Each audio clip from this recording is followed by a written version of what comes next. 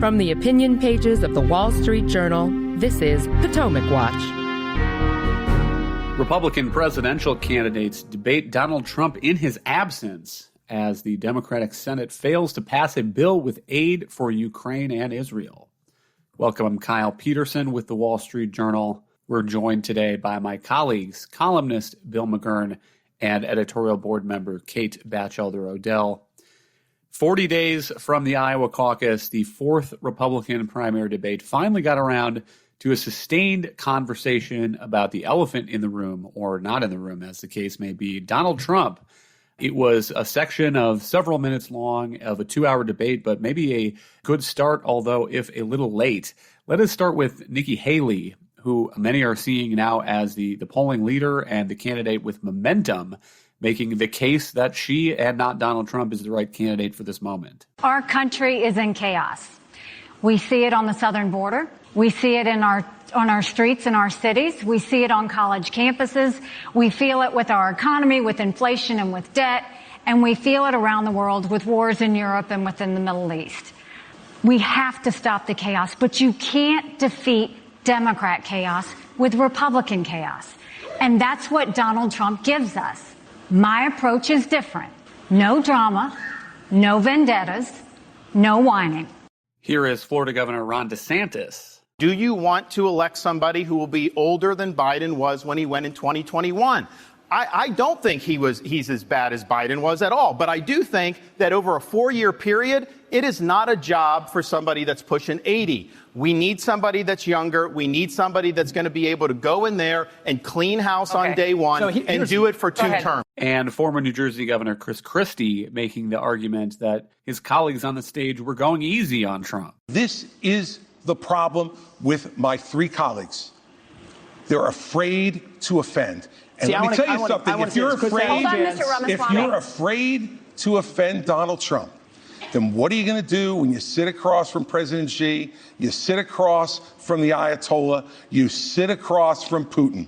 You have to be willing to offend with the truth. Bill, what do you make of this? It seems like in previous debates, these candidates have been waiting for something in the polling to change, and the race has pretty much stayed the same for months. And maybe they are now feeling a little pressure to step up their aggressiveness as we get toward the voting. Yeah, I think it was misplaced. Increasingly, the debates look to me, and I regret this, like a sideshow, that Trump has sat them out. It's unfair to the other candidates, but he sat them out and they've sniped at each other. I don't even think they need to be sniping at Donald Trump. What they need to be doing is telling the American people why Biden has to go, what they would do differently, and why they are the best man or woman to go up against him.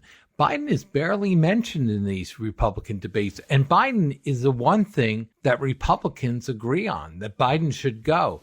So I think it's really a missed opportunity for all of them. Haley speaks very well, so it's helped her marginally, put her more in the lead than DeSantis. So it has had some benefit, but it just looks like a sideshow to me. Okay, what's your read of this? It does seem to me like the moderators at last night's debate were intent on getting in some questions about President Trump, who is the polling leader by a wide margin. And they're in a bit of a tricky situation as well. It seems like in previous debates, the moderators have taken the attitude, well, we invited Trump and he chose not to come, so we're not going to make the debate about him. Instead, we're going to ask these candidates up on stage their views, their policy proposals, why they want to be president, what they would want to do if they got into the Oval Office. But again, we're getting to a point where we're now barely a month away from the first voting in Iowa. And is it incumbent on the moderators and the candidates to make the case that somebody else should be the polling leader? Well, I think Bill makes a good point that these candidates need to develop a real theory of the case. I think Haley is starting to do that, and I think her chaos theme was a down payment on that. I also think Chris Christie seems discontent with anybody who won't call Trump a soon-to-be convicted felon or a dictator, and that is not necessarily a political winner for the other candidates who, if they want to beat him in the primary, need to win over some of his voters. So I do think there is an obligation to make that positive case for why they want to be president and what Biden's real vulnerabilities are. But here, I don't know that you saw much, even at Trump, really much change before the debate. You had some say that Ron DeSantis had a particularly good night and he landed some blows on Nikki Haley on, for instance, transgender bathroom bills. I don't think that was as substantive as maybe some of DeSantis's folks think. And I also think Haley, who was the growth stock in the field, seems to be going up. She was a little more restrained and reticent than she had been in previous debates. That might be because she is now the one to attack, and DeSantis attacked her as immediately upon arriving on the stage. And she had, I thought, a decent performance there, and especially disarming line when she said, after being attacked by everybody, "I love all the attention. Thank you, fellas." I thought that was effective. But overall, you don't really see any particular candidate breaking out in any sort of real stride that would make them compete with Trump. Bill, were there any other highlights or lowlights from this debate that stuck out to you as a viewer? No, I was just struck with the tone, how kind of nasty and vindictive they were to each other. I mean, take Christie and Ramaswamy, who, on the one hand, Christie is probably the most against Trump, and I think Ramaswamy is the most reluctant to criticize Trump. They were the two weakest on stage, according to the polls. Again, I think the fact is, if you want the Republican nomination, you're going to have to persuade Trump voters, some big percentage, that you're a better candidate for beating Biden. And you're going to do things that help them in their lives. And I don't see agendas.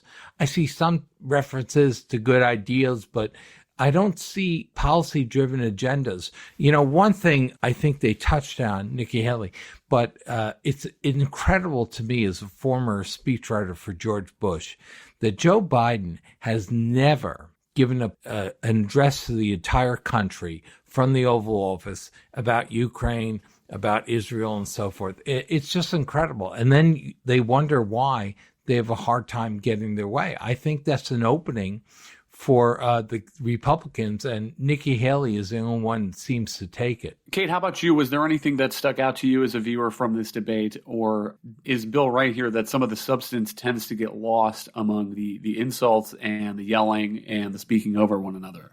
Well, one other thing that really stuck out to me was focusing on Haley and DeSantis and their exchanges. I mean, Chris Christie is banking on New Hampshire, but I think there's going to be pressure on him to get out because he might end up helping Trump, which he says his whole point in running is to defeat Trump.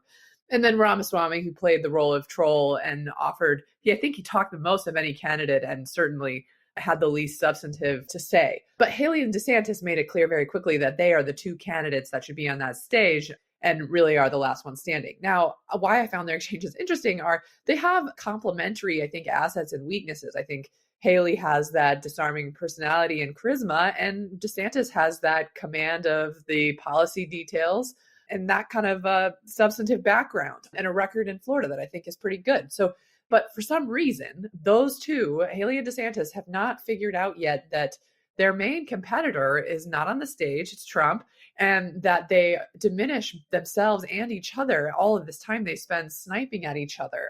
One thing that I thought was really unfortunate was the exchange they both had attacking each other over who had tried to attract more Chinese investment to their state. You know, Nikki Haley was governor of South Carolina a while ago. She shot back at him that he's doing it in Florida now.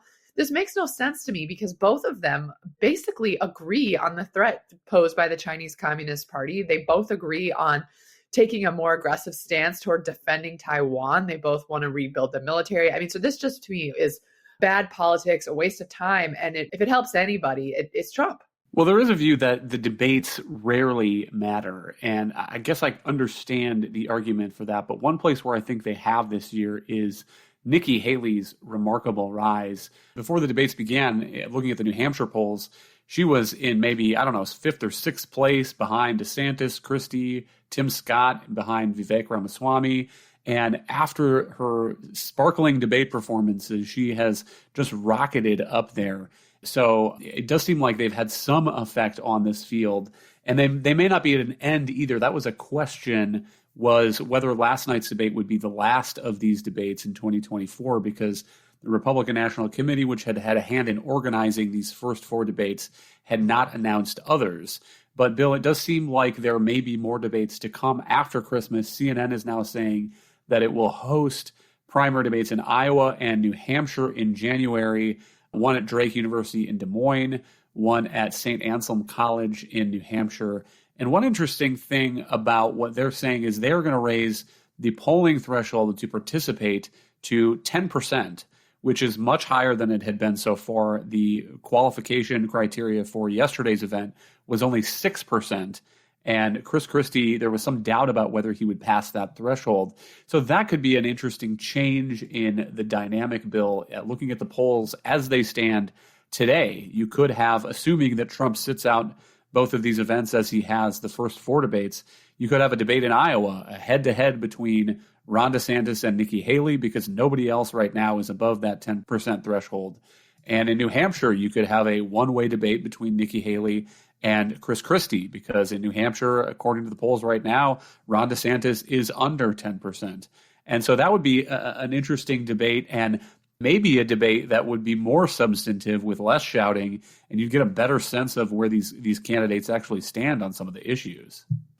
Yeah, I wonder if it matters. Just to be devil's advocate, I mean, Christie's best state is New Hampshire, right? And I'm looking at the Real Clear Politics average. He's 11%.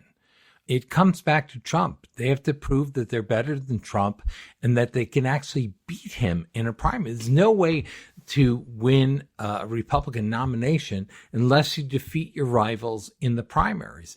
And I just don't see it happening if it goes the way it's going now. Even Nikki Haley, she's done well in debates. It has boosted her, but she's still under 20%. And Trump still has this enormous lead. I go back to the point.